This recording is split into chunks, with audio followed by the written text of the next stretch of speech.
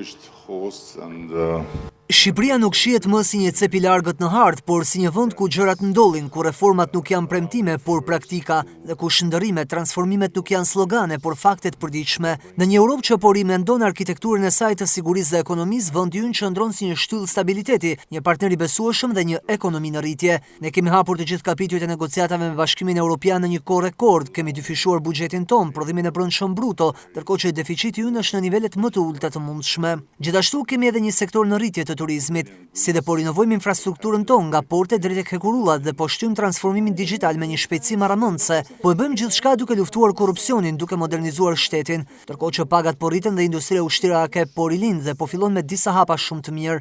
Asgjë nuk po ndodh si aksident dhe kjo po ndodh hap pas hapi mes punës, besimit dhe historia jonë e rritjes nuk është sasiore por cilësore. Ne po ndërtojmë një ekonomi që matet jo vetëm prej vëllimit, por prej vlerave, produktivitetit dhe inovacionit, dhe mund ta themi me qartësi këtë gjë dhe me krenari. Sot Shqipëria është pikërisht ky destinacion, pra një vend, një destinacion me stabilitet, me qartësi dhe me drejtim. Negociatat janë të hapura, kapitujt po ecin përpara dhe objektivi ynë është realist dhe i arritshëm, patjetër me një kush që Europa të mbajë premtimin dhe që së bashku ne t'i përmbajmë kalendarit për cilin jemi marrë vesh bashkarisht. Antarësimi i Shqipërisë në 2030 është absolutisht i mundshëm dhe nuk jemi këtu për të pritur për Europën, por që ta ndërtojmë Europën këtu dhe prandaj ne jemi kaq të zellshëm për të ndjekur këtë rrugtim drejt Europës.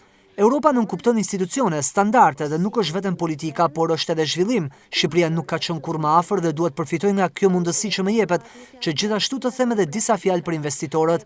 Ata duhet të kuptojnë të gjithë se momenti është tani dhe Shqipëria është gati për investime të cilësisë së lartë dhe afatgjata. Ne mirpresim partneritete që ofrojnë dijen, ekspert, inovacion. Investimi sot do të thotë që të hyjmë në tregun e nesërm dhe ne i ftojmë të gjithë të angazhohen në 4 shtylla strategjike që do të përcaktojnë 10 vjeçarin ton të ardhshëm. Energjia gjelbërt me një nga peshat më të larta të energjisë rinovueshme në botë dhe një ambicie për të bërë jo vetëm eksportues neto, por dhe nyje energjetike rajonale. Gjithashtu infrastruktura moderne do ta kthejë Shqipërinë një kryqëzim logjistik mes Ballkanit dhe Europës. Turizmi cilësor dhe i qëndrueshëm, ku bukuria natyrore bashkohet me trashëgiminë dhe autenticitetin për të krijuar destinacione gjithvjetore.